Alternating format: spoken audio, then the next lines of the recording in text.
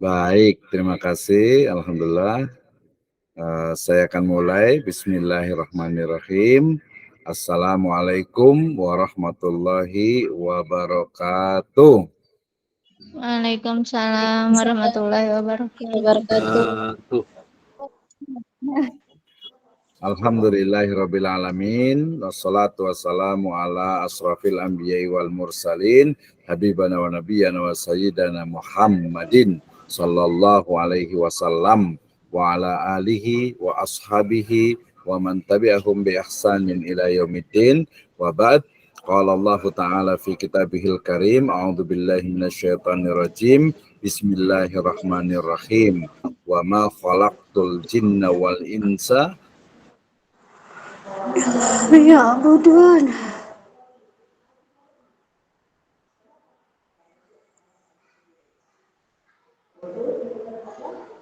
Nah, kemana suaranya? Aduh.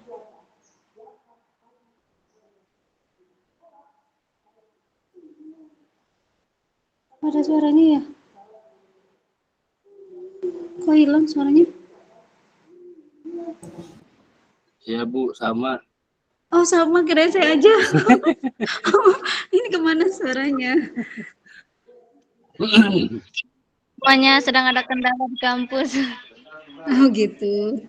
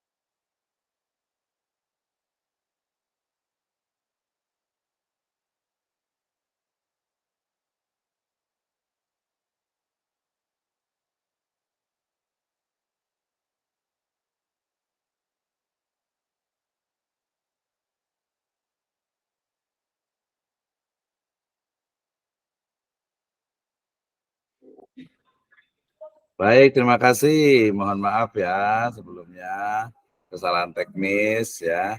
Setelah kita akan lanjutkan lagi materi kita. Saya ulang lagi. Ini masih direkam ya, tapi biar lagi mantap saya buat ini lagi. Kayaknya saya matikan dulu ini dulu ya. Ininya. Oke, sudah kelihatan ya. Saya akan mulakan lagi, saya ulang lagi. Bismillahirrahmanirrahim. Assalamualaikum warahmatullahi wabarakatuh. Alhamdulillahirrabbilalamin. Wassalatu wassalamu ala asrafil anbiya wal mursalin. Habibana wa nabiyyana wa sayyidana Muhammadin sallallahu alaihi wasallam wa ala alihi wa ashabihi wa man tabi'ahum bi ihsanin ila yaumiddin wa ba'd. Qala Allah Ta'ala fi kitabihil karim. A'udzubillahi minasyaitonir rajim. Bismillahirrahmanirrahim. Wa ma khalaqtul jinna wal insa illa liya'budun. Wa qala Rasulullah sallallahu alaihi wasallam talabul ilmi faridatun ala kulli muslim. Amma ba'd fa inna asdaqal hadiits kitabullah wa khairal huda huda Nabi sallallahu alaihi wasallam. Alhamdulillah, syukur Allah Subhanahu wa taala yang telah memberikan kepada kita kenikmatan iman, Islam dan juga ihsan. Shalawat dan salam sama-sama kita panjatkan kepada junjungan alam Habibana wa Nabiyyana wa Sayyidana Muhammadin sallallahu alaihi wasallam, kepada seluruh ahlul baitnya, para sahabatnya, serta orang-orang yang senantiasa mengikuti jejak sunnahnya hingga akhir zaman. Terima kasih kepada seluruh mahasiswa di program studi Magister Pendidikan Agama Islam Sekolah Tinggi Ilmu Tarbiyah Sirajul Falah Bogor. Ya, ini adalah pertemuan yang ke-11 actually ya. Ini kita sudah sampai kepada materi yang akan kita diskusikan bersama adalah terkait dengan desain dan organisasi kurikulum ya pendidikan agama Islam. Masih bersama saya ya. Baik, kita lanjutkan. Terima kasih Ibu dan Bapak sekalian, teman-teman semuanya ya. Tidak terasa ya kita sudah masuki pertemuan yang ke-11 gitu ya, sehingga masih ada 2 pertemuan lagi ya, 3 dengan sekarang, sehingga saya harapkan kita bisa memanfaatkan waktu sebaik mungkin ya, terutama mungkin kemarin ada yang masih kesulitan dalam melaksanakan challenge kita yaitu di UTS middle test gitu ya. Kemudian insya Allah kita akan melaksanakan juga UAS ya, ujian akhir semester, sehingga nanti ya diharapkan apa yang kita pelajari dalam 1 semester ini memang menghasilkan ya, ada sesuatu, ada asar, ada peninggalan. Nah, ini nanti sudah kita rancang dalam bentuk bunga rampai, buku bunga rampai dan juga book chapter. Nanti kalau ada yang kesulitan atau ada yang masih bingung, masih pusing, boleh tanya ya. Nanti saya akan atur. Jadi untuk hari ini saya akan berikan desain materi tentang desain dan organisasi kurikulum PAI. Kemudian nanti berikutnya adalah kerangka ataupun anatomi ya, struktur dari kurikulum PAI yang ada di Indonesia, sehingga nanti kita paham untuk mengembangkannya. Dan di pertemuan terakhir saya akan arrange untuk masing-masing mahasiswa bisa menyiapkan ya tadi artikelnya ya. Tidak perlu banyak-banyak, kemarin saya sebutkan itu ya 5-10 halaman gitu ya, dengan referensi ya. Nanti kita kan masing-masing harus menginikan ya, harus memberikan itu, dan itu nanti kita presentasikan di akhir, kemudian di pertemuan terakhir, kemudian setelah itu diperbaiki, dan akhir dari perbaikan itu adalah hasil dari ujian akhir semesternya. Itu ya, mudah-mudahan sepakat semuanya. Nanti kalau belum paham boleh ditanyakan ke saya anytime. Baik, saya lanjutkan ya. Hari ini kita akan bahas tentang desain dan organisasi kurikulum pendidikan agama Islam. Ya, kita awali dengan tentu saja definisi dari desain dan juga organisasi kurikulum. Ya, 2 istilah yang mesti kita pahami baik dari sisi persamaan dan juga perbedaannya, serta nanti karakter dari masing-masingnya. Oke, kita mulai dari awal. Yang pertama ya,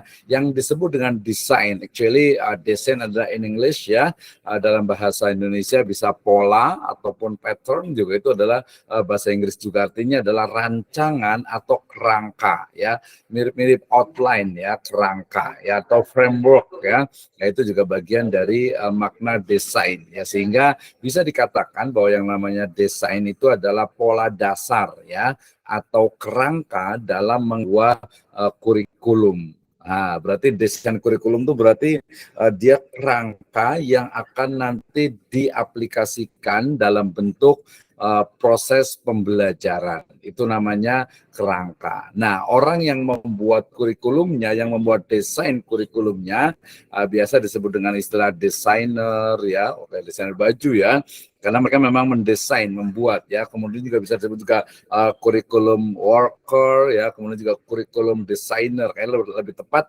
kita gunakan adalah kurikulum designer. Jadi seseorang atau beberapa orang atau tim yang memang menyusun dari kurikulum ya, mereka adalah para perancang kurikulum ya, dalam hal ini adalah PAI atau Pendidikan Agama Islam. Itu desain. Sedangkan yang kedua adalah organisasi ya. Jadi organisasi ini ya bentuk atau jenis kurikulum yang dikembangkan. Jadi kalau tadi desainnya itu adalah polanya ya, polanya, kerangkanya, sementara kalau organisasi itu adalah bentuknya ya, jenis dari kurikulum itu ya, sehingga ya memang tidak bisa dipisahkan antara desain dan organisasi ya. Kenapa? Karena bentuk dari organisasi kurikulum itu ya tidak lepas dari rancangan yang ada di dalam desain kurikulum yang dipilih dan juga ditetapkan. Nah, dari sini berarti kita pahami bahwa desain kurikulum itu memengaruhi ya terhadap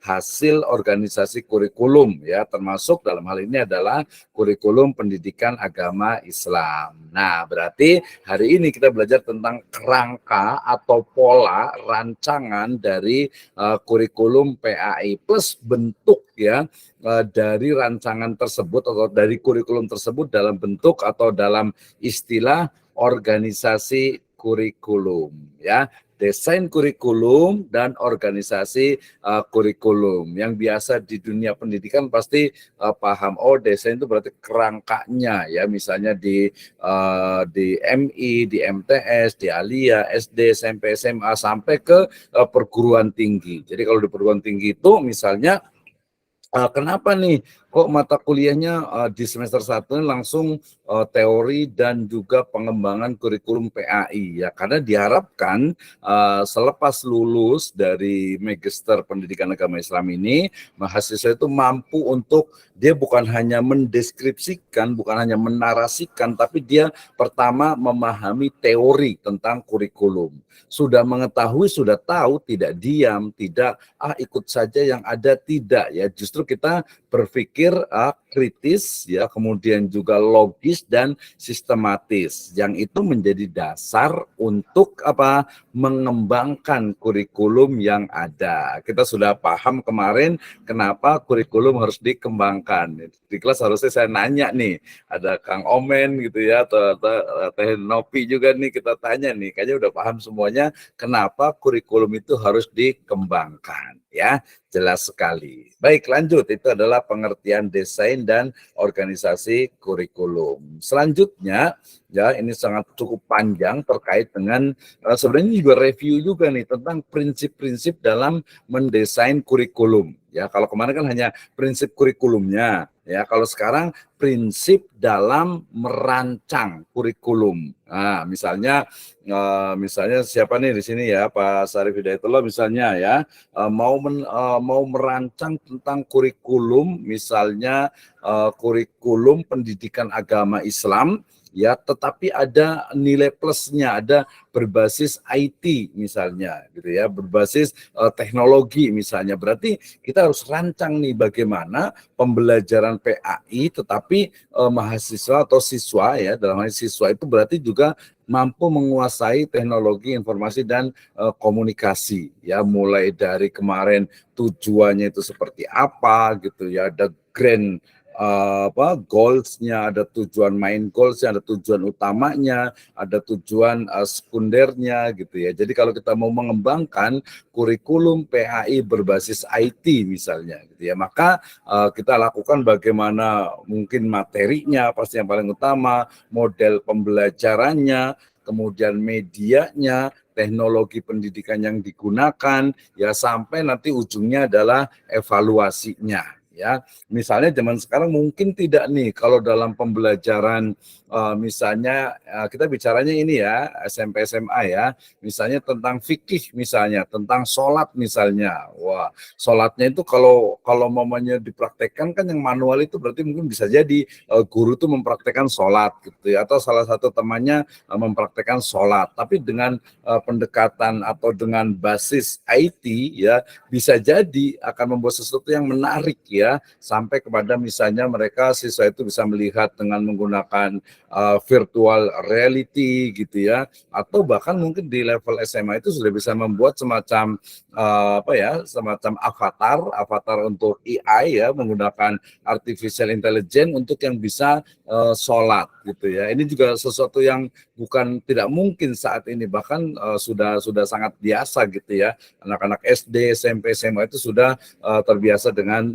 teknologi gitu ya. Jadi itu tadi prinsip kurikulum. Kalau ini prinsip-prinsip dalam merancang atau mendesain kurikulum ya. Yang pertama tentu saja bahwasannya prinsipnya adalah memudahkan serta menggalakkan pemilihan pengembangan tipe-tipe pengalaman belajar yang potensial ya dalam pencapaian hasil yang diharapkan sekolah. Jadi dalam hal ini sebenarnya lebih kepada penekanan pengalaman belajar ya. Nah, ini tentu saja nanti terkait dengan psikologi belajar dan juga psikologi anak ya. Nah, kita jangan ini kalau anak mungkin terlalu imajinatif ya, kecuali yang sudah biasa ngajar, yang hari ini saja kita saja nih ya.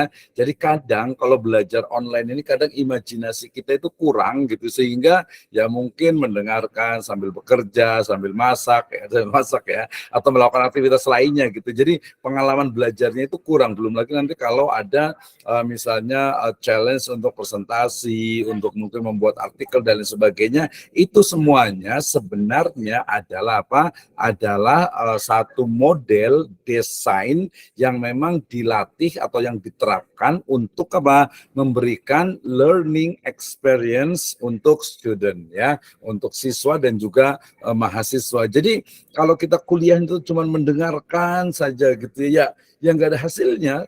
Teori kan kita tahu kemarin tuh 24 jam itu sudah lupa lagi gitu ya. Nah, sehingga yang paling penting penekanan yang pertama itu adalah bagaimana pengalaman belajar dari siswa atau mahasiswa ya. Misalnya misalnya kita mau buat sebuah pembelajaran ya berbasis teknologi misalnya. Sebenarnya sih tidak mesti teknologi ya, dengan berbasis misalnya lapangan juga sangat mungkin. Misalnya kalau mamanya kita belajar tentang di PAI misalnya ya, tentang sejarah peradaban Islam misalnya, ya kan bisa dengan misalnya kalau ada uang berarti study trip ya, datang misalnya ke Banten, ke Demak, ke Cirebon, itu yang lokal dulu ya. Kalau yang internasional ya bisa ke Mekah, bisa ke Madinah, bisa ke Turki, bisa ke Spanyol dan lain sebagainya. Tapi kan itu nanti perlu biaya. Oh, bisa kita tukar dengan misalnya digital misalnya experience misalnya, atau digital learning. Jadi mereka bukan hanya melihat tetapi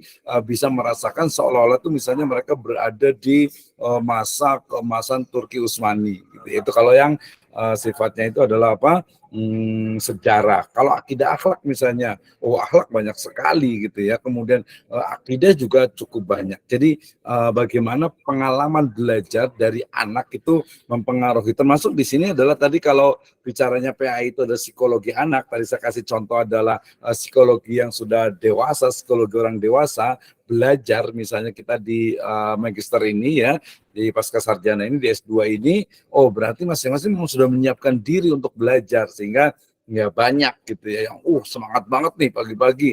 Bu Yeni biasanya nih ya paling semangat untuk belajar gitu ya. Kang Omen juga rajin juga nih belajar gitu ya. Tapi ada juga yang mungkin kalau sambil kerja gitu ya, sehingga kemudian nggak fokus. Sebenarnya agak-agak sayang sih sebenarnya ya. Kalau menurut saya mending kita bisa time management, bisa mengatur waktu sehingga ketika belajar ya memang pekerjaan sebelumnya bisa diselesaikan. Atau mungkin di sini juga ada rekamannya, ini saya coba juga untuk agar nanti bisa mengulang kembali. Baik, itu yang pertama. Jadi bagaimana dalam mendesain kurikulum yaitu ditekankan kepada pengalaman belajar peserta didik, siswa ataupun mahasiswa. Nah, yang kedua yaitu memungkinkan guru mengembangkan ya kerjasama dengan peserta didik dengan saling pengertian satu dengan yang lainnya, ya, dengan maksud agar ya guru itu dapat memahami kebutuhan dan juga minat, need and interest, ya. Jadi interestnya itu seperti apa, keperluannya itu seperti apa. Nah, ini berarti nanti masuk ke dalam sebenarnya bagaimana model pembelajaran, ya. Kalau zaman sekarang kan udah nggak zaman lagi tuh, ya, jangan-jangan masih ada nih misalnya seorang guru datang ke kelas, duduk gitu ya, langsung anak-anak hari ini kita belajar misalnya fikih, silakan buka bukunya masing-masing. Wah, terlalu kaku gitu ya. Jadi ini yang bikin jadi komunikasi ikatan ya, ikatan batin lah kali gitu ya, antara guru dengan siswa itu kurang. Ya apalagi kalau dari awal itu mungkin siswa itu sudah tidak minat dengan gurunya, maksudnya itu tidak kurang respect lah gitu ya. Nah kan diharapkan kalau gurunya itu disukai, senang gitu, itu akan muncul oh enak ya mengajarnya, kemudian materinya walaupun agak berat tapi jadi ringan, jadi menyenangkan. Nah ini tujuan yang kedua. Jadi prinsip yang kedua dalam mendesain kurikulum ini agar ya interaksi antara guru dengan siswa itu terjalin. Ya itu terjalin sehingga komunikasi itu akan berjalan dengan baik. Oh ini sebenarnya panjang sekali ya, banyak sekali mulai dari gurunya. Ingat, guru itu dia bukan hanya transfer of knowledge ya.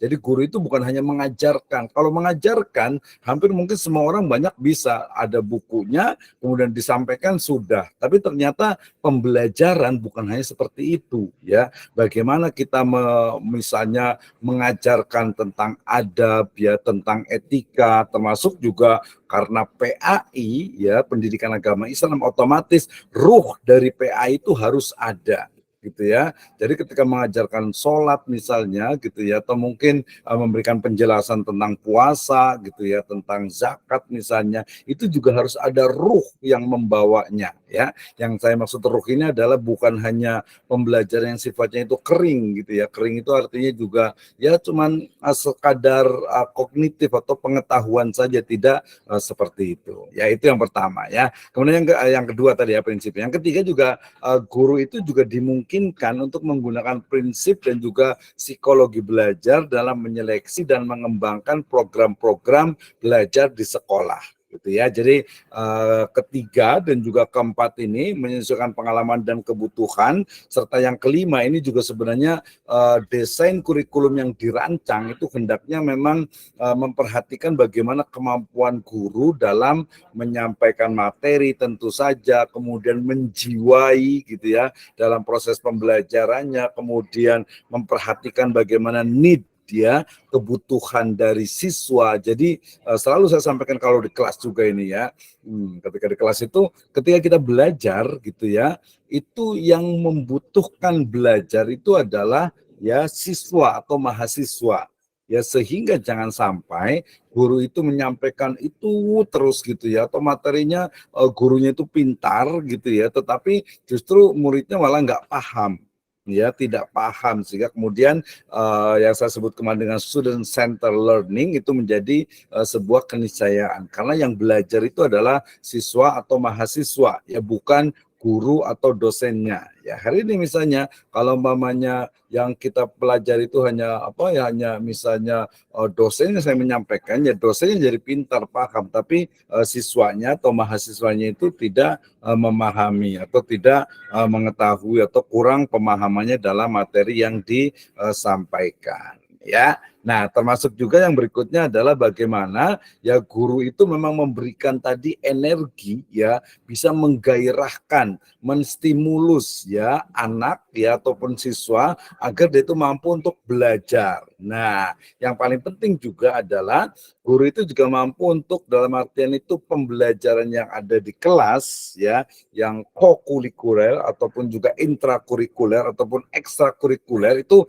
dia saling berkesinambungan. Jadi ada korelasi yang kuat ya, misalnya kalau di sekolah itu belajar misalnya ada ininya pramuka misalnya ya, atau mungkin ekstrakurikuler yang lainnya misalnya, itu dia dia harus apa? Harus nyambung dengan apa? Dengan materi-materi ataupun mata pelajaran yang menjadi pokok dalam sekolah tersebut. Jadi ada korelasi, jangan ini kok terpisah misalnya nih ya. Dan sekarang kalau lihat alhamdulillah sih di beberapa MTS atau Alia itu sudah kelihatan. Jadi anak itu tidak bingung. Kenapa? Karena kurikulum itu kan dia desain seperangkat gitu ya. Karena seperangkat otomatis dia kan antara satu materi, satu pembelajaran dengan yang lainnya itu dia mestinya ada korelasinya dan siswa juga bisa memahaminya gitu ya. Nah, itu jadi bagaimana agar guru ya ataupun dosen juga bisa mempertimbangkan pengalaman belajar. Jadi, saya belajar misalnya pagi-pagi itu PAI, akidah akhlak. Kemudian berikutnya itu belajar misalnya matematika. Kemudian belajar lagi bahasa Indonesia. Kemudian nanti ada ekstrakurikuler misalnya pramuka, atau mungkin ada baris berbaris, atau mungkin ada misalnya seni ya, seni Islam dan sebagainya. Itu dia nyambung gitu ya, sehingga nanti mahasiswa itu ataupun siswa itu bisa memahaminya. Oh, ternyata saya belajar, saya kuliah itu memang seperti ini yang diharapkan ya, sesuai dengan tentu saja tadi tujuan dari kurikulum itu ya. Oke. Berikutnya adalah bahwa kurikulum itu dirancang untuk membantu ya dalam pembentukan karakter kepribadian ya, meliputi kelengkapan pengetahuan dasar peserta didik, kemudian ada nilai demokratis mungkin dalam konteks Indonesia, kemudian juga kristalisasi dari akar budaya yang ada di Indonesia. Ini biasanya terkait dengan ya keyakinan, kepercayaan yang itu kemudian menjadi dasar ya bagi penyusunan atau dalam merancang kurikulum itu. Nah, tentu saja desain kurikulum ini dia harus realistis gitu ya, visible ya, artinya dapat dikerjakan, dapat dilaksanakan dan juga acceptable ya, dapat diterima dengan baik oleh gurunya, oleh peserta didiknya, siswa atau mahasiswa dan juga pihak-pihak yang terlibat. Baik, ini adalah prinsip dalam desain kurikulum. Ya, jadi sebelum mendesain kurikulum kita mesti paham, kita mesti tahu tentang bagaimana prinsip yang harus dilakukan. Jangan langsung, saya membuat prinsip seperti ini. Misalnya tadi saya mau buat misalnya kurikulum PAI berbasis misalnya digital learning, ya. Keren sih, bagus idenya, tapi ternyata mungkin sarana prasarannya itu belum ada gitu ya. Kemudian juga siswa juga mungkin ketika masa suruh beli misalnya VR gitu ya, atau beli alat yang mungkin bisa melihat dengan 3 dimensi sebagainya kan berat gitu. Di sekolah juga mungkin belum mau, jadi nggak bisa nih ya. Artinya tidak acceptable ya, tidak belum bisa diaplikasikan dengan baik. Nah, dalam desain kurikulum, Ibu dan Bapak sekalian, teman-teman semuanya, jadi penyusunan isi materi kurikulum itu di horizontal, yang ini biasa dikenal dengan istilah skop atau ruang lingkup isi kurikulum. Jadi horizontal ya, ke kiri dan ke kanan ya, memanjang gitu ya. Itu dia kaitannya dengan ruang lingkup dari kurikulumnya.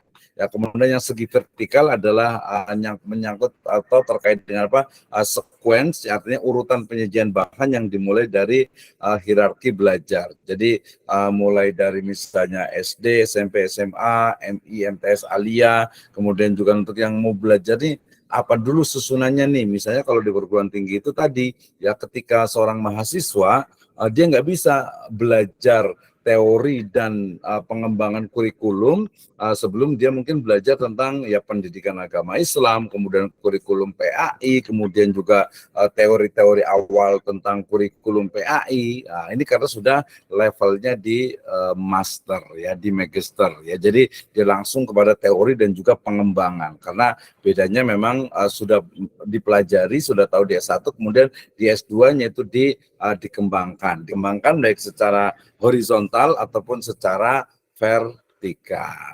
Nah, kita akan belajar bersama. Saya ambil dari bukunya Pak Nana Saudi Sukmadinata ya, tentang ada 3 desain kurikulum. Ya, kalau di Pak Nana ini dia ada 3, yang keempatnya itu ada di bagian atau di buku yang lainnya. Jadi yang pertama kita akan belajar tentang subject center design. Ya, yang kedua adalah learner center design dan problem center design.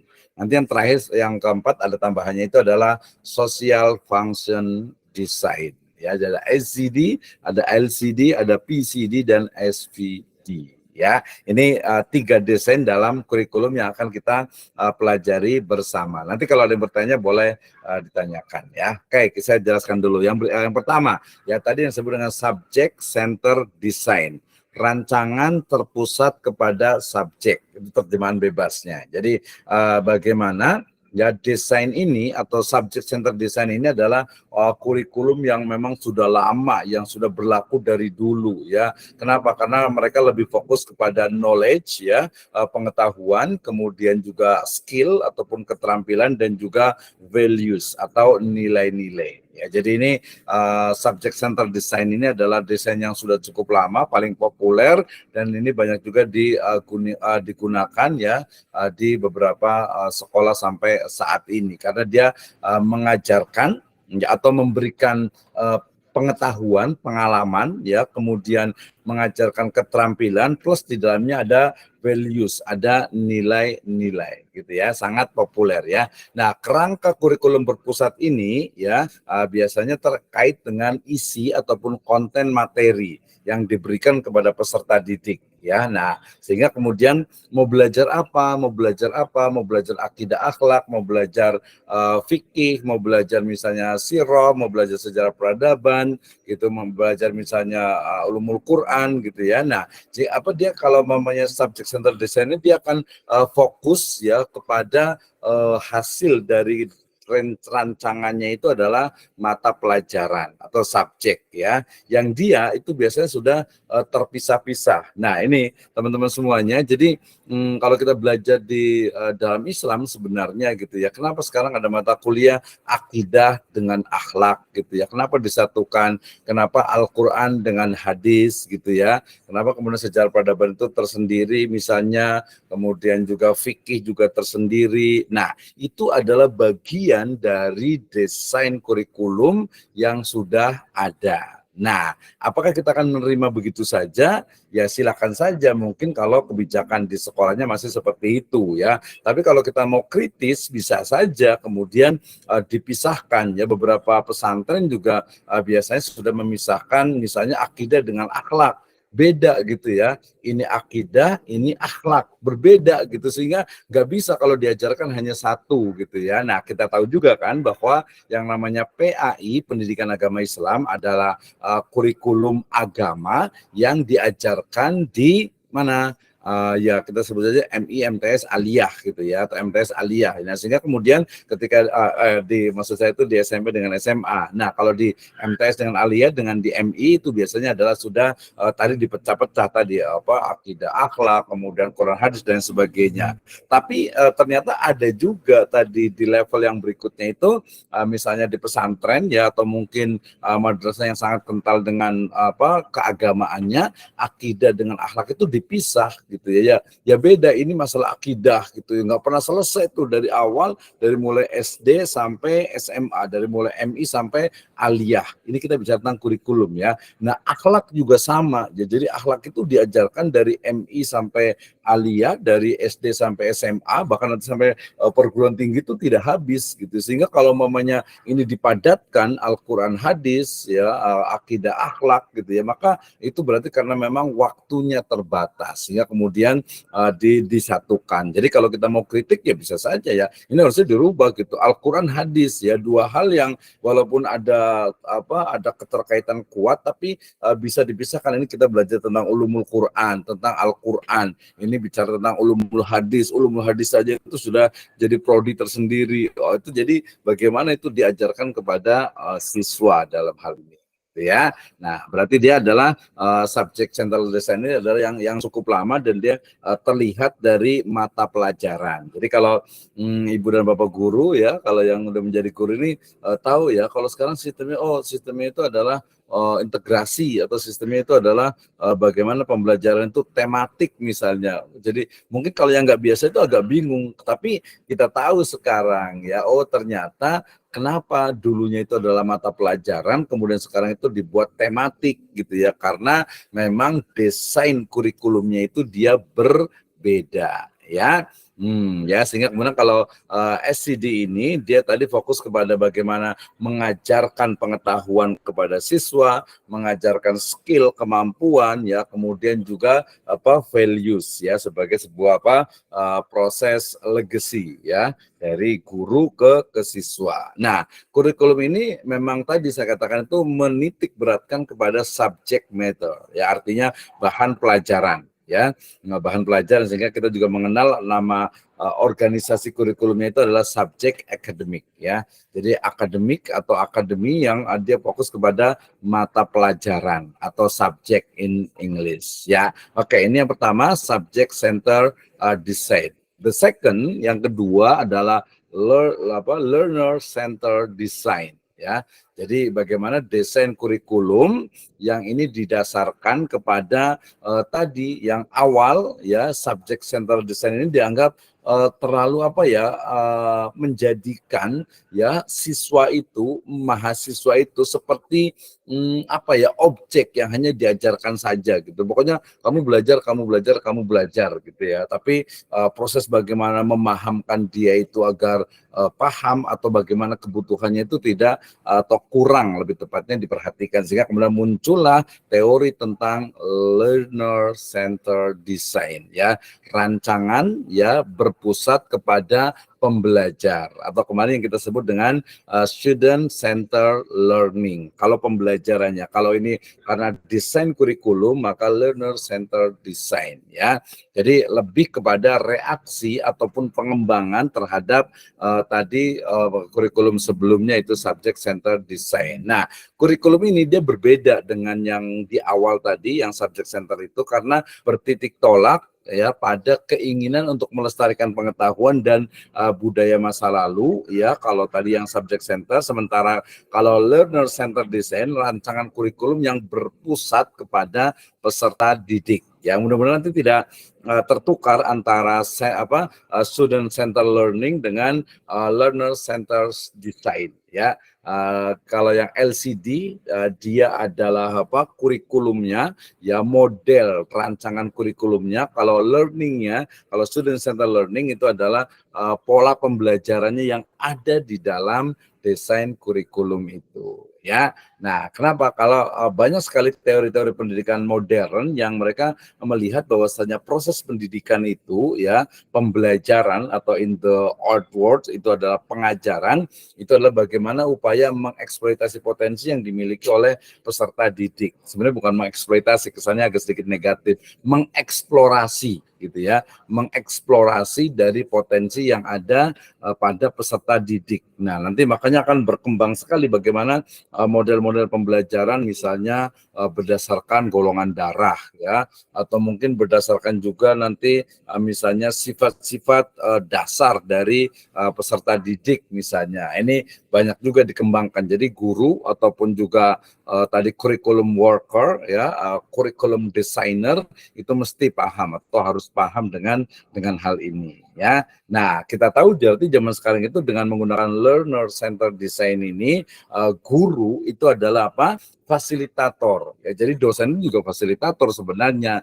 Tugasnya apa? Atau perannya adalah menyiapkan, ya, berbagai kemudahan, ya, bagi siswa untuk menciptakan situasi belajar mengajar yang kondusif, ya, membimbing, mengajak mereka sesuai dengan kebutuhannya, dan juga didasarkan kepada minat, kebutuhan, dan tujuan belajar siswa. Jadi kalau nanti misalnya nih, ya, contoh praktisnya ketika kita mau mengajar di kelas, gitu, ya, di siswa itu, kita datang kemudian kita langsung tanya, gitu, ya, baik, hari ini kita mau belajar tentang misalnya akidah akhlak, misalnya tentang akidah akhlak, gitu, ya, atau tentang akidah dulu, gitu, ya. Nah, berarti kemudian kita akan tanya kepada siswa, kira-kira mereka paham nggak, ya, gitu, ya. Kita akan tanya kepada siswa, coba sekarang apa yang ingin kalian ketahui tentang, misalnya kita kasih topik besar, gitu, ya, misalnya iman kepada malaikat, misalnya, gitu, ya. Coba apa yang ingin kalian ketahui, apa yang kalian sudah ketahui, apa yang kalian belum ketahui. Ya, itu contoh dari bagaimana pelaksanaan dari learner center design, ya. Jadi desain kurikulum berpusat kepada pembelajar atau kepada peserta didik gitu ya. Jadi dia lebih kepada bagaimana sebenarnya kebutuhan, kemudian juga minat dan juga tujuan belajar dari siswa gitu ya. Jadi memang jadi guru itu, jadi dosen itu memang lumayan gitu ya, lumayan dalam artian itu harus bagaimana menstimulus ya, membangkitkan semangat untuk belajar. Ya kalau cuma ngikutin doang ya seperti ini, kalau cuma hanya ngikut masuk masuk ke Zoom, kemudian juga yang penting disetel gitu ya, sayang sekali gitu ya. Nggak ada tadi learning experience itu tidak ada, pengalaman belajarnya ya, pengalaman belajarnya oh saya ikut Zoom gitu ya, oh dengar tadi Pak Misna mungkin ngomong gitu ya kemana-mana gitu ya, seperti itu.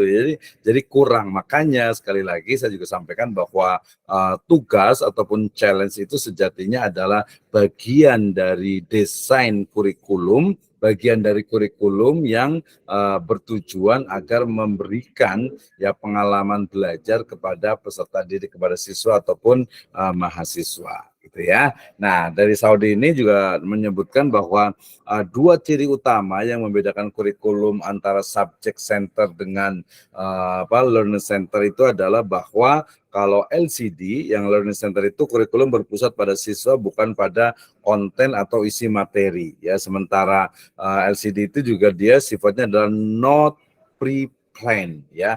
Kurikulum tidak diorganisasikan sebelumnya tetapi dikembangkan bersama guru dan siswa. Nah, ini kalau menurut saya itu cabarannya ataupun tantangan ya, tantangan dalam artian itu sesuatu yang challenging untuk guru ya. Ini beda ya, mudah-mudahan nanti bisa paham. Jadi kalau yang yang pertama tadi yang subjek ya, subjek itu dia fokus kepada materi, fokus kepada mata pelajaran atau mata kuliah. Sementara kalau learner dia lebih kepada apa sih yang dibutuhkan sebenarnya oleh siswa. Jadi apa ya, cara berpikirnya itu dia berbeda gitu ya. Yang desainnya itu memang berbeda gitu ya. Ini yang kedua. Oke, yang berikutnya ini juga pengembangan juga yang disebut dengan problem center design.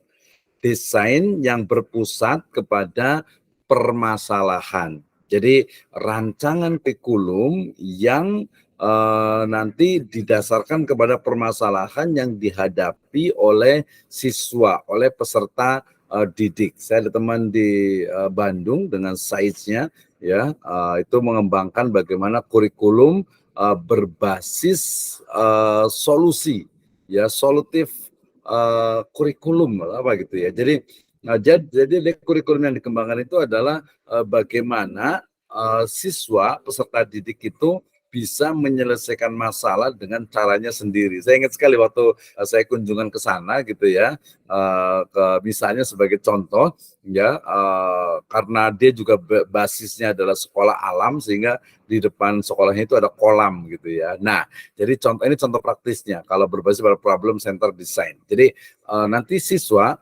pertama guru meletakkan ikan di tengah kolam gitu ya, ikan mas lah gitu ya. Ikan mas itu diletakkan di tengah kolam.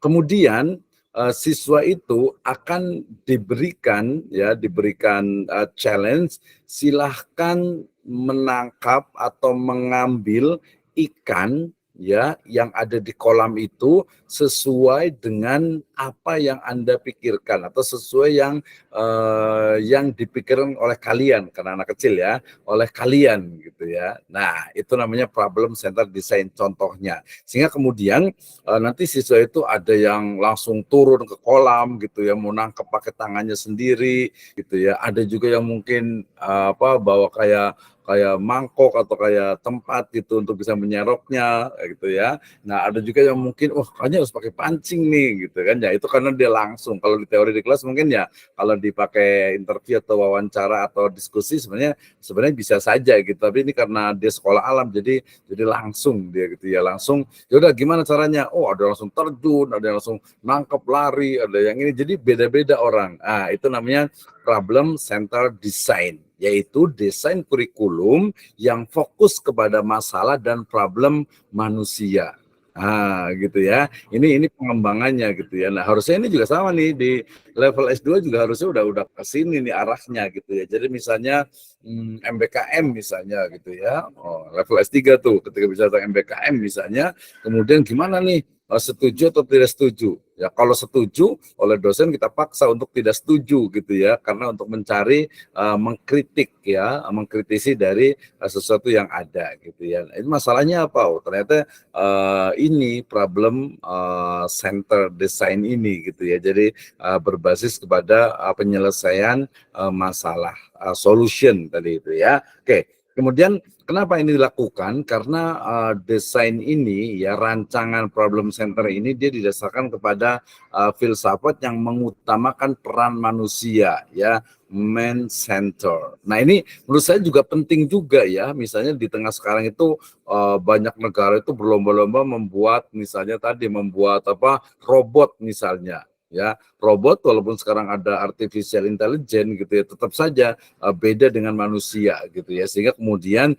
peran manusia ini menjadi sangat penting untuk menyelesaikan masalah gitu ya, untuk menyelesaikan masalah gitu ya. Nah, ini biasanya kalau dalam kajian dalam studi misalnya ekonomi ya ataupun juga pendidikan, sebenarnya kita bisa dapatkan gitu ya dari berbagai movie, dari berbagai realitas yang ada di masyarakat. Tadi saya kasih contoh sebenarnya gini, mungkin ada nggak di sini yang pernah nonton film apa ya, yang The Guardian of Galaxy atau apa tuh ya, yang bukan yang pokoknya ada Thanos-nya lah itu ya. Nah, Thanos dengan tokoh yang super power gitu ya, yang ingin mengurangi jumlah populasi manusia gitu ya. Nah, kenapa itu muncul gitu ya? Karena menurut dia itu, pemikiran dia itu adalah bahwa manusia di dunia itu udah kebanyakan gitu ya, sehingga harus dikurangin nih gitu ya. Nah, ini saya juga kemarin lihat di YouTube juga satu tokoh gitu ya, yang dia bilang katanya dia seorang perempuan gitu ya, mungkin kayaknya aktivis namanya itu gender ya, feminisme kalau salah itu ya, atau mungkin apalah gitu ya. Jadi dia mengatakan, saya nggak mau punya anak katanya gitu. Kenapa?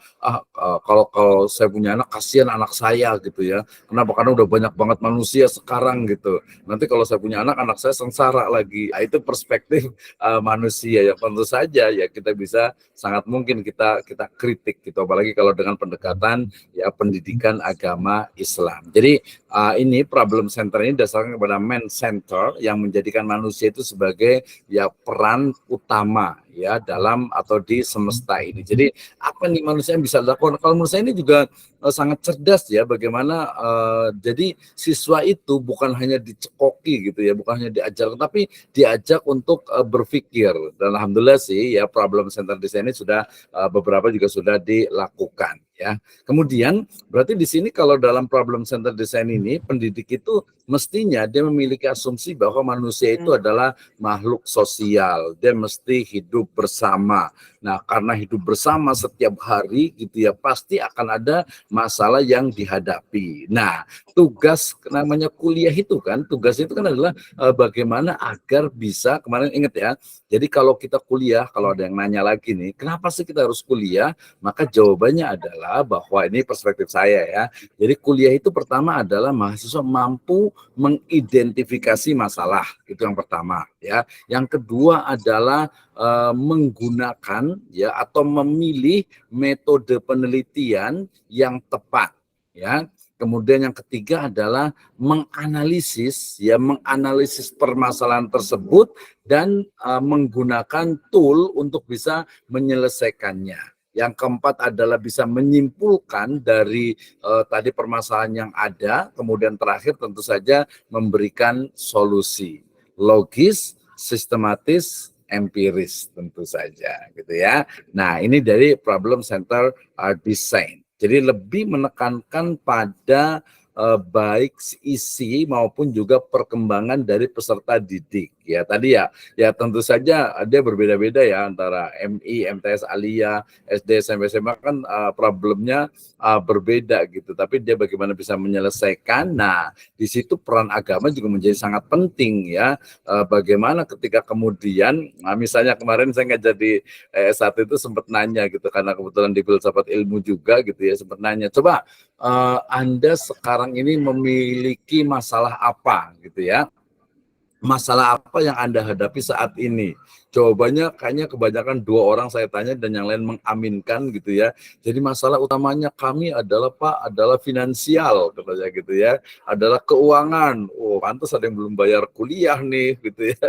Tapi mudah-mudahan yang kelas ini rezekinya banyak lah gitu ya. Jadi bisa nyicil kuliah nih insya Allah ya. Ya gitu. Jadi masalahnya adalah finansial gitu ya. Masalah keuangan, finans sama sial gitu ya. Finansial keuangan. Oke, karena Anda adalah kuliah, berarti Anda harus paham. Pertama, identifikasi masalahnya dulu. Masalahnya apa? Oh, masalahnya adalah uangnya kurang. Uangnya kurang ini kalau kebetulan saya juga punya training pelatihan untuk nanti boleh saya share juga nanti di grup yang ini. Jadi Islamic ya. Jadi bagaimana mengelola keuangan keluarga. Ya, atau lebih tepatnya bagaimana mengelola harta keluarga, uang lah ya, kita spesifikkan ke uang. Jadi bagaimana kita sebenarnya mengelola uang gitu ya. Jadi bisa jadi sebenarnya pendapatan kita itu cukup gitu, mungkin tapi mengelolanya ya mungkin nanti kalau biasanya kalau ada ini saya itu kalau pas habis gajian makan mungkin di misil, mungkin makan di gacoan atau mungkin makan di McD gitu ya, atau mungkin makan di restoran lah yang agak enak gitu ya. Nanti akhir bulan tinggal sisa makan mie instan doang gitu ya. Itu karena kurang bisa mengelola, mengatur uang gitu ya. Mengatur uangnya, jadi harus diatur nih bagaimana nih. Kalau tanya, Pak dosen gimana nih bisa ngatur uang? Insya Allah gitu ya. Saya coba untuk bagaimana mengelola uang dengan bijak, dengan baik. Jadi kadang itu bukan hanya karena kurang, tetapi cara mengelolanya ya. Plus kalau kita dalam Islamic perspektif itu adalah keberkahan dari uang itu sendiri.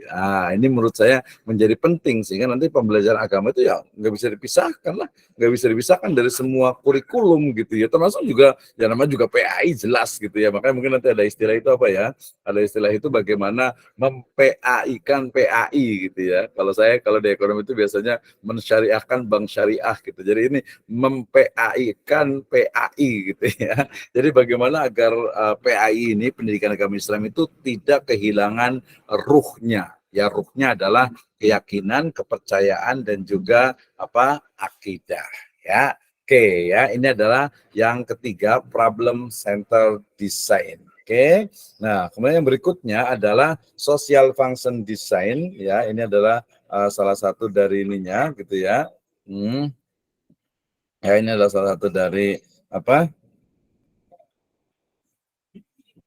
ya, maaf, dari gitu. Ini adalah social function design ya, di mana desain kurikulum yang menekankan pada fungsi-fungsi dan juga peranan individu dalam sebuah masyarakat. Ini juga menjadi penting sebagai sebuah teori ya, bahwa kita hidup itu di tengah masyarakat, sehingga ya mau tidak mau seorang siswa itu juga harus dilatih gitu ya. Dia sebagai anak, dia sebagai teman, dia sebagai mungkin nanti menjadi orang tua gitu, itu dilatih. Nah, desain ini ya, ini sebenarnya penyempurnaan dari problem center design yang tadi kalau problem itu dia hanya fokus kepada permasalahannya kemudian solusinya ya, tetapi kalau menjadi social function design ini menekankan kepada peran anggota masyarakat dalam menjalankan fungsi sosial untuk mencapai sebuah permasalahan. Nah, ini juga sama juga ya, bagaimana misalnya seorang anak itu tadi adalah adalah anggota keluarga. Ya berarti dia harus paham, dia itu adalah anggota keluarga, berarti dia harus hormat kepada orang tuanya, ya menghormati yang lebih tua gitu ya. Atau mungkin dia juga sebagai kakak, berarti dia itu harus mengayomi adik-adiknya gitu ya. Kemudian sebagai teman, berarti bagaimana sebenarnya fungsi dari seorang teman, seorang sahabat gitu. Jadi sangat banyak sekali, dan Anda, you are the master gitu ya. Anda sebagai seorang master itu juga harus punya ide dan gagasan gagasan ya dalam sebuah kurikulum gitu ya, dalam sebuah kurikulum, dalam sebuah desain rancangan kurikulum, baik itu sekarang itu PAI ataupun mungkin yang lainnya. Itu kenapa ilmu pengetahuan dan masyarakat itu bisa berkembang karena adanya ya orang-orang yang memang memiliki komitmen untuk mengembangkan ya ilmu pengetahuan baik melalui kurikulum ataupun dalam proses pembelajarannya. Oke, itu adalah tadi yang disebut dengan desain kurikulum. Next yang berikutnya ya adalah organisasi kurikulum. Ya tadi saya sudah sampaikan bahwa bagaimana bentuk dari kurikulum itu ya dia adalah apa?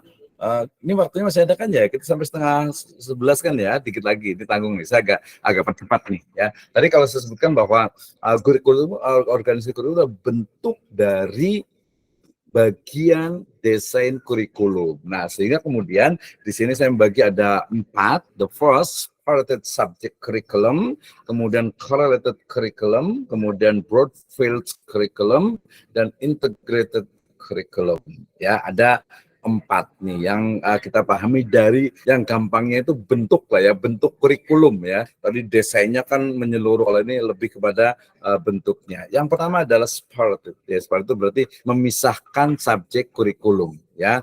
Jadi mata pelajaran itu dipisah-pisahkan ya sesuai dengan apa? Sesuai dengan ya bidang rumpun ilmunya. Makanya dulu itu ada IPA, ada IPS, ada IPS nanti sebagian lagi ada sosiologi, ada antropologi, ada ekonomi, nanti ada akuntansi dan sebagainya gitu. Jadi dia basisnya adalah subjek ya atau kurikulum, subjek atau mata kuliah dalam kurikulum itu ya, sehingga kemudian setiap mata pelajaran karena yang di sekolahan ya biasanya pengetahuan yang telah disusun tentu saja sifatnya itu adalah apa, logis, sistematis ya, sistematis, kemudian juga dia deep, mendalam ya, dan kemudian nanti akan disampaikan kepada peserta didik. Jadi sistem ini dia lebih kepada apa ya, lebih kepada tadi penekanan, titik tekannya adalah kepada subjek ya, kepada mata pelajaran. Ini berarti nyambung ke tadi yang pertama ya, yang subjek gitu ya, yang subjek kurikulum itu ya, karena ini memang sudah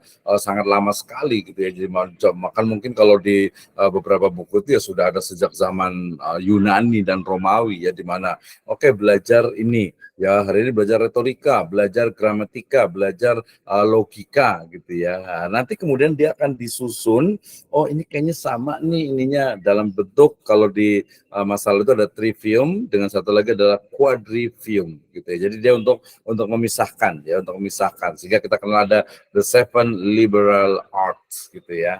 Jadi ada apa ya, 7 seni pembebasan gitu ya, 7 seni pembebasan, sehingga nanti ada aritmatika, kemudian geometri, kemudian astronomi, musik juga ya, itu dia adalah satu rumpun keilmuan. Tadi social science misalnya gitu ya, ilmu-ilmu sosial ya, masuk ke ekonomi, masuk ke antropologi, masuk ke sosiologi gitu, itu adalah sosial humaniora gitu ya. Walaupun nanti ada social science dengan humaniora sedikit berbeda, nanti juga ada yang eksak. Nah, itu dia pemisahan secara ketat itu, dan itu yang terjadi atau itu yang kita rasakan sejak awal di pembelajaran, khususnya di tahun-tahun 90 ke bawah gitu ya. Jadi separated subject curriculum ya, jadi dia memisahkan dan fokus kepada apa, textbooknya ya. Ruang lingkupnya juga nanti akan ditentukan oleh para expert ya.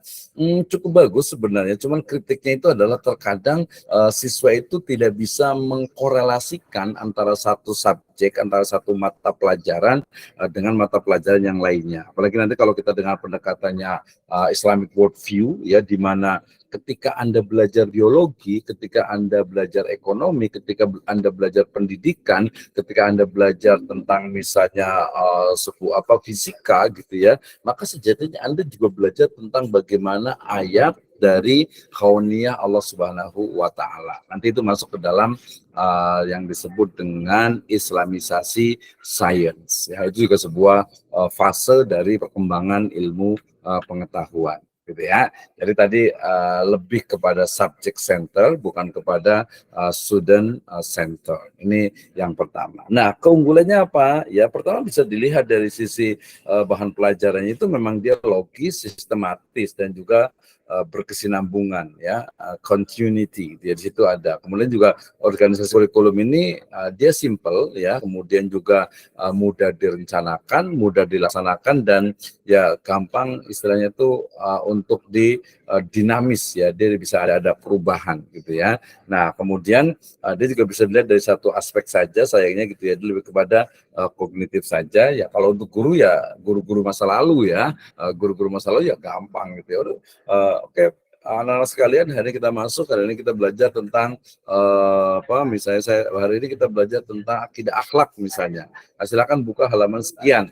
Udah selesai gitu ya, nggak sulit gitu. Beda dengan tadi kalau yang ke student center ataupun problem based learning ya. Nah, kelemahannya kita bicara tentang kelemahannya, yaitu kurikulum ini dia biasanya tadi memberikan mata pelajaran yang tidak berhubungan tadi antara yang satu dengan yang lainnya. Ya, jadi tadi mungkin ini salah satu sebab juga ada muncul sekulerisme gitu ya, sekulerisme yang memisahkan antara agama dengan politik, agama dengan sains, agama dengan masalah-masalah ilmu pengetahuan dan yang lainnya. Nah, kemudian juga kekurangannya, kelemahannya juga dia lebih memperhatikan masalah yang hadapi secara faktor dalam kehidupan sehari-hari. Jadi dia kurang memperhatikan. Ya, misalnya anak itu apa sih, siswa itu apa sih yang menjadi masalah sekarang ini gitu. Jadi ya mungkin bahasa agak sedikit ini tuh dicepokin terus gitu ya, tanpa mereka maunya itu apa sih sebenarnya gitu ya. Oke, baik, waktunya kita masih ada di sebenarnya nih, lebih 11 gitu ya. Ini kelemahan singkat lah ya, masih 5 menit lagi lah ya. Ini correlated curriculum, nanti saya sharekan ininya, datanya filenya ya, kemudian juga iya masih kan? Sampai saya 11. Iya, tenang aja. Siap ya. Iya, jam 9 saya mulai. Baik, tadi yang disebut dengan supported subject curriculum, ya ada kelemahannya. Nah, yang berikutnya ada correlated curriculum. Ya, jadi kurikulum yang menekankan perlunya tadi. Kalau yang Sparta kan dia terpisah tuh. Jadi kalau belajar misalnya matematika, ya soalnya itu nggak ada hubungannya dengan misalnya dengan IPS gitu misalnya, ya apalagi dengan ekonomi gitu. Walaupun nanti ketika tahap berikutnya dia akan tahu, oh saya belajar misalnya matematika itu karena memang bisa belajar untuk statistik, saya bisa belajar juga untuk ekonomi, saya belajar juga untuk penelitian di dunia pendidikan misalnya. Oh itu dia baru nyambung karena memang dia untuk memisahkannya gitu ya, mengasingkannya bahasanya itu dia perlu waktu sehingga kemudian nanti di tahapan berikutnya. Lagi-lagi ini adalah sebuah teori ya, dan kuluna rodun mardudun illa sahibu hadal kabar. Ya, setiap teori itu bisa diterima, bisa ditolak gitu ya. Justru semakin banyak teori menolak, menerima, membantah, mengkritisi, itu akan semakin berkembang. Itulah manfaat dari metode ilmiah. Correlated curriculum ya, jadi dia menyambungkan, mengorelasikan antara satu subjek, antara satu mata pelajaran atau satu mata kuliah dengan mata kuliah dengan mata pelajaran yang lainnya. Walaupun sebenarnya kita ngomongin tentang mata pelajaran ya, tapi nggak apa-apa lah mata kuliah juga ya. Jadi biar nanti bisa nyambung juga. Nah, ini ada beberapa jenis korelasi, ada korelasi faktual, ada korelasi deskriptif, ada korelasi normatif. Ya, jadi di sana ada moral sosial yang juga menjadi bagian dari proses korelasi dalam setiap pembelajaran, gitu ya. Jadi situ harus ada. Nah, ini saya ambil satu juga dari teman ini di Sumatera Selatan sana, ya di UIN Raden Fatah Palembang.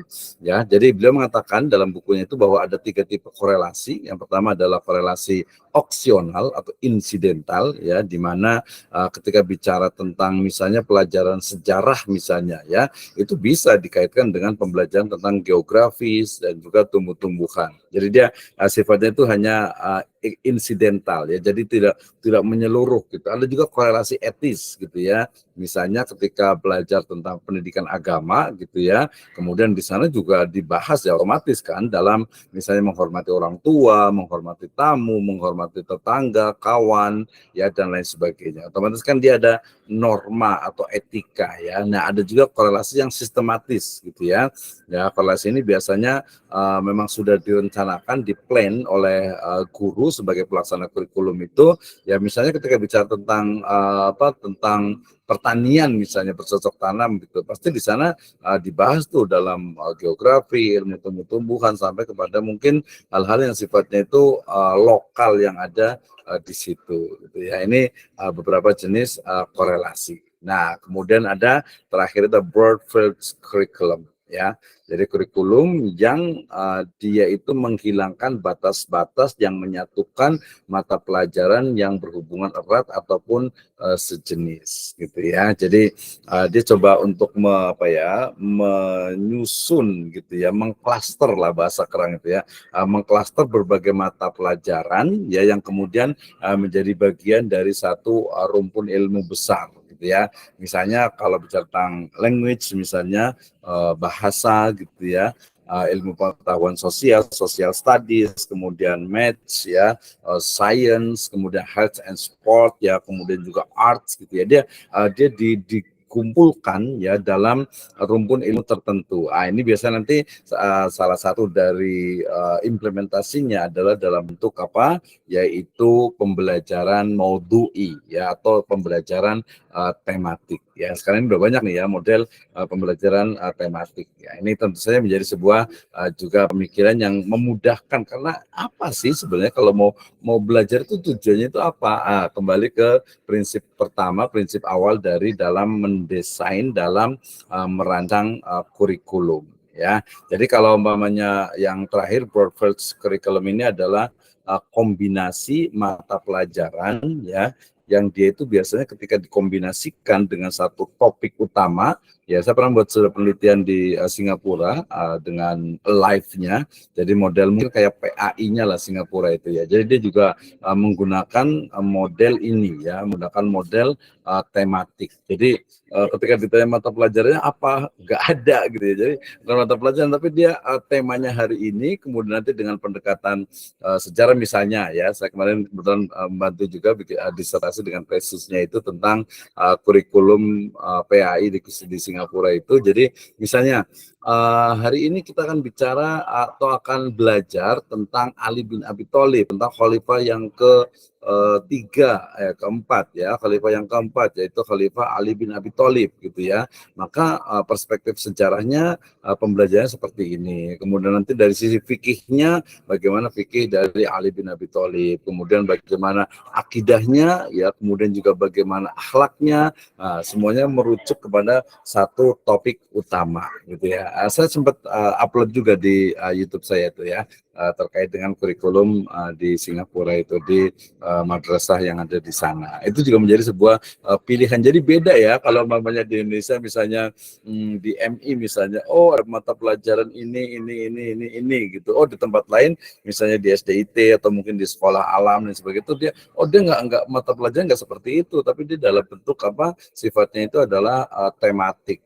Itu juga menjadi sebuah pilihan ya, menjadi sebuah pilihan. Ini misalnya nih, oh rumpun ilmu dari IPA misalnya adalah ilmu kimia, ilmu alam, fisika, termasuk ilmu kesehatan. IPS itu ada ilmu bumi, sejarah, ekonomi, hukum, antropologi, dan yang lainnya. Bahasa, oh ada membaca, mengarang, menyimak, kesusastraan, tata bahasa, dan yang lainnya. Matematika ada berhitung, aljabar, ilmu ukur, ilmu ruang, bidang, sudut, statistik, ya kesenian ada seni tari, seni ukir, seni drama, seni lukis, seni suara, dan yang lainnya. Kalau dalam pendidikan agama Islam berarti ada ilmu tauhid, akidah, akhlak, Quran, hadis, sejarah, bahasa Arab, ya tafsir dan yang lainnya. Nah itu dia ada pengelompokan untuk memudahkan. Dan yang terakhir adalah integrated curriculum ya, bagaimana kurikulum itu diintegrasikan ya untuk menghilangkan betul-betul batas-batas dari mata pelajaran. Jadi dilebur menjadi satu, menjadi sebuah